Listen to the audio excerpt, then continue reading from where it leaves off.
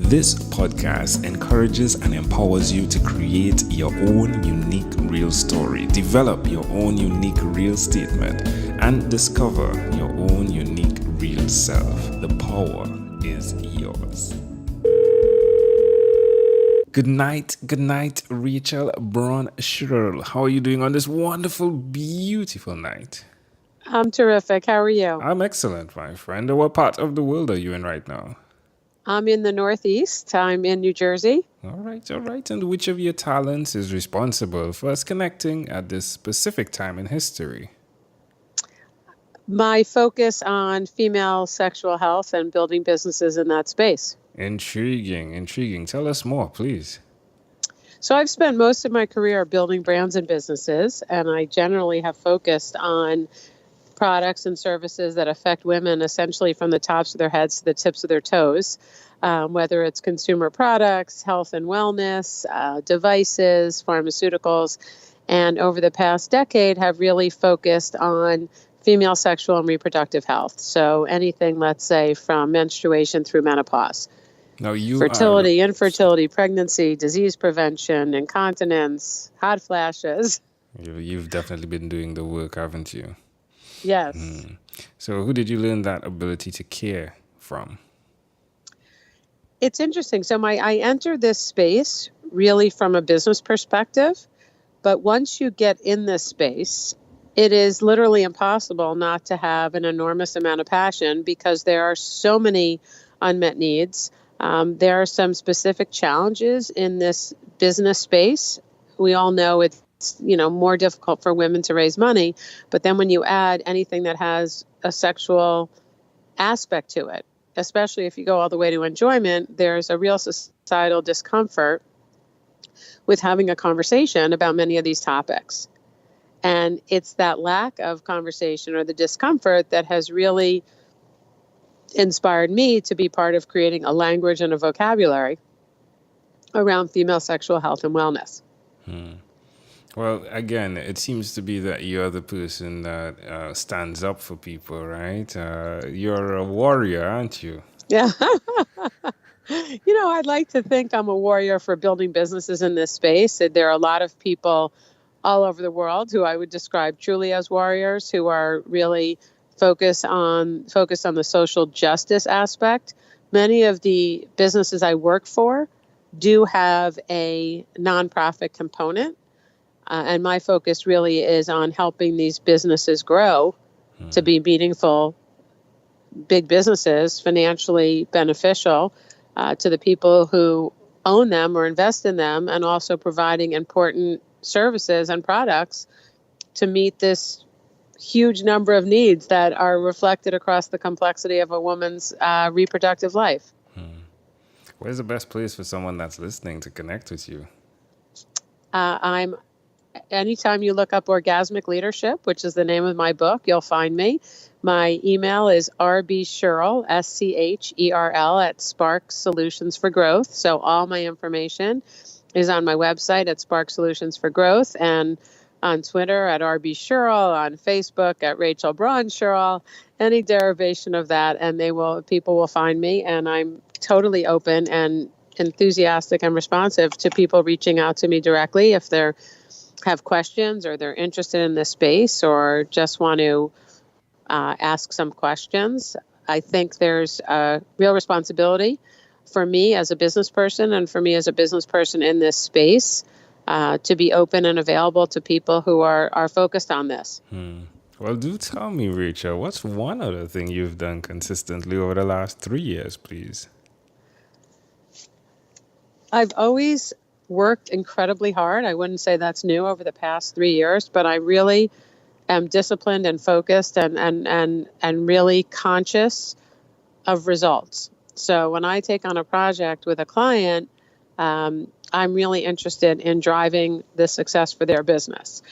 In terms of something that I did for the first time in the past 3 years, I wrote and published my first book, which came out last May, and it's called Orgasmic Leadership, Profiting from the Coming Surge in Women's Sexual Health and Wellness. And at its core, it's a business book, and I talk about how I and over 3 dozen other people in this female health space have capitalized on business trends and come up with creative solutions to build these businesses. So that is exciting too. I've written a ton in the past. I've written dozens of articles and do a lot of writing, professional writing, but writing a book feels pretty good and felt like a great accomplishment. What would you suggest to someone that's listening out there that they take to the pen, if you would, to definitely share of their experiences? Absolutely. I think you just sit down and write. For me, my process, once I have a title, I have an idea and I mull it around in my head. And for me, I need a title for an article before I can start writing, because that serves as an organizing principle for me.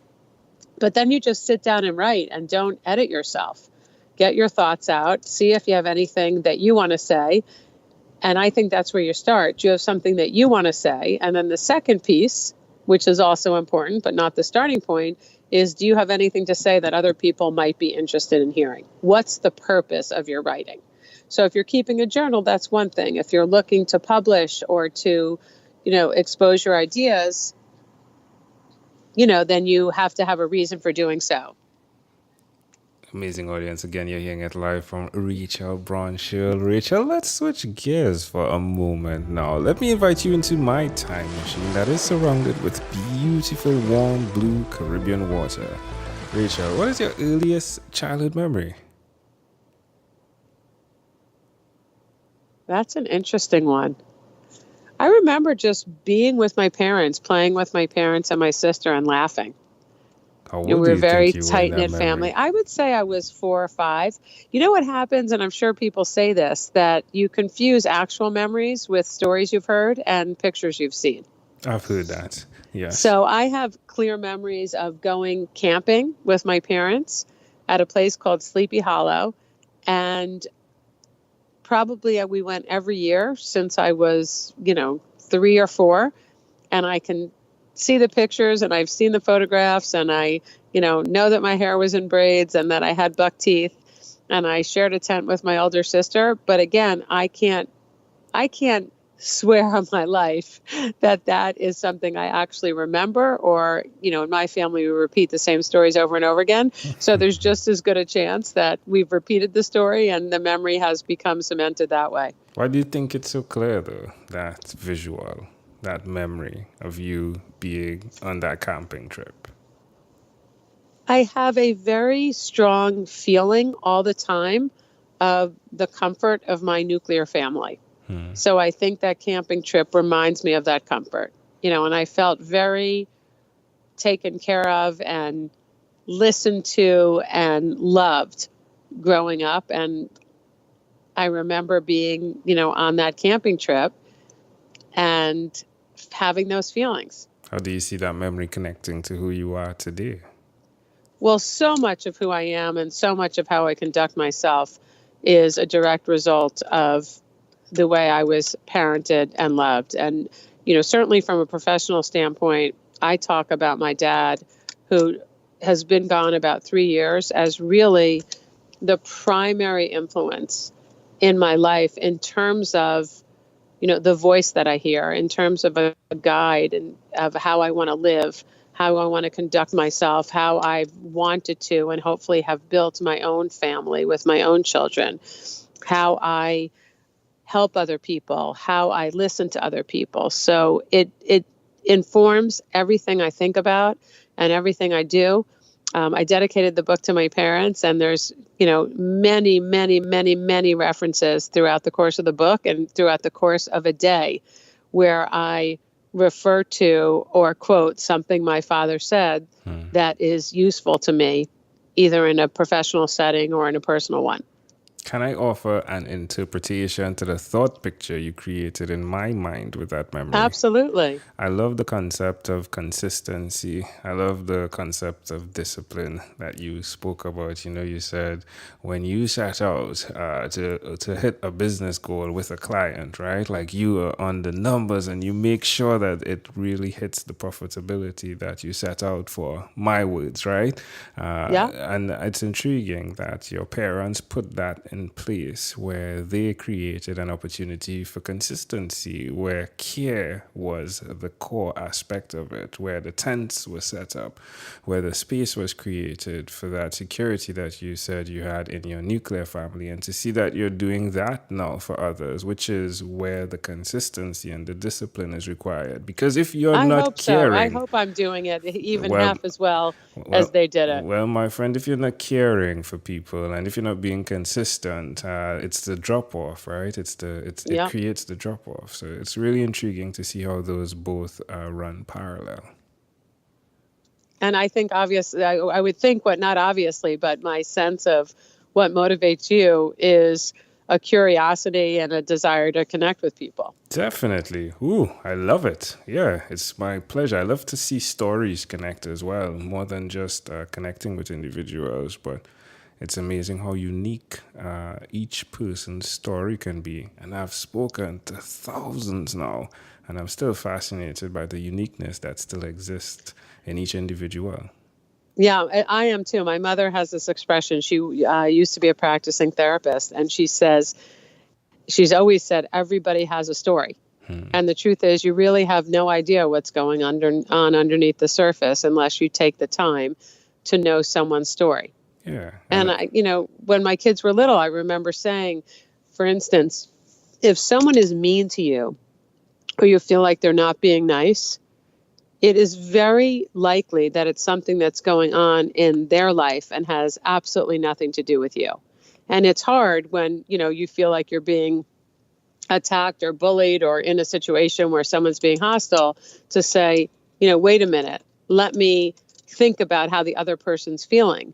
But so much of how people interact is coming from them before they even get into a situation or a conversation with another human being. Yeah, definitely. The conversation with yourself is one of the most powerful conversations you can have in this lifetime, I believe. And once that happens and you really dig deeper into what's happening and why you're responding the way you're responding, then a conversation with others really is super fruitful because there's no judgment there. And taking away judgment is so important. So very, very And important. I think it's very exhausting to be self-reflective and introspective. Gosh. Yeah. I think it takes a lot of work and a lot of courage. Yeah. And then fear steps in because what's on the other side of that you, right? It's scary. Right. It can be scary, but there is hope. And when you do make that step, amazing audience, you'll be surprised what's on the other side of the fence. There's so many different quotes that I've heard over the years about fear. If you're not doing something every day that scares you, you're not trying hard enough. But there is something to that, sort of, you hear people saying, stepping into the fear, whatever that means. Whatever it is the thing that's holding you back. If you just jump right in, you will survive. Or you'll die. You'll die. I mean, you'll die. Yeah, it's really simple. Yeah, but if you do survive, know that I would say you get stronger. Yeah. But I think emotional fear doesn't kill you. I'm not, perhaps jumping out of an airplane if you're afraid of doing that could kill you. But I think doing something that you're emotionally afraid of, I believe you will survive. It might be hideously uncomfortable, but you'll live through the experience. Well, amazing audience, what I would suggest is take small steps, right? Like you said, don't go jump out of the plane as the first. Don't go skydiving first. Like take small steps, and you'll be surprised how good it could be on the other side. Yeah, and I spent a lot of time in sexual health, as I said, and there's one of the key concepts that a lot of people who are practitioners in sexual wellness from the medical perspective say, you have to engage in the activity. Most of things in life, require repetition and some muscle memory or some emotional memory to do things over and over again until you get comfortable with them. Yeah, definitely. So again, small steps, and small steps, and give yourself grace. I agree with that. I think it's very hard. I think we're all moving so fast that I'm guilty of this. I often don't stop and say, congratulations, give myself a pat on the back. And I think that's so important. It's easier to tell other people to do it than to do it yourself. But if you don't take time to celebrate what you've accomplished, I think you will miss some of the joy of those accomplishments. Definitely. Well, Rachel, if we fast forward to when I said we've been on this time machine for quite a bit. If we fast forward to when you were 12 years old, what was your favorite song? My favorite song was Paradise by the Dashboard Light, because I thought it was cool to know all those words. Even before, I'm not sure I understood the whole thing, but it was grown up and it was funny, and it was sort of a party trick to know all the words. All right, my friend. So probably should have been, would have been nicer if I said like a Disney theme song, but. Come on, it's your song. Come on. Here we go. All right, my friend. Well, we've arrived at our destination, but before we get off of this time machine, there's a small declaration form, so it's yes or no. We're going to move pretty quickly here. Are you ready, Rachel? Yeah. Rachel, have you chosen someone to pass on your skills to? Hit me No. yes or no. Are you married? Yes. Do you have children? Yes. Do you believe in God? Yes. Do you have an inner circle of friends? Yes. Do you watch TV for more than 3 hours a day? No. How about 3 hours a week? Yes. What about screen time? The phone and the computer, is it more than 8 or less than 8 hours a day? More than 8. Rachel, if you had to share with us your own unique real statement, a statement that represents who you are, Rachel Braun Scherl, what would you say that is? No timeouts, no substitutions, which is a quote from a movie that we always watched, which is really, you have to show up for life. You have to show up every day. You have to work hard. You have to play your part. And, there's no timeout, no substitution. You're the only person who could play the unique role that you are meant to play in your own life and in the lives of the people around you. Well, there we go, Rachel. This has been such a great pleasure. Before you leave, is there anything else you'd like to share with our amazing audience? I'm just interested in learning about the kinds of people who listen to the show and what they find useful and inspiring. Well, definitely. Well, do reach out, yeah? Rachel Scherl, thank you for being on What is Inspired by 12-Minute Convos with Angel Jones. Thanks so much. Have a great night. You're welcome. This segment has been brought to you by Amazel Enterprise.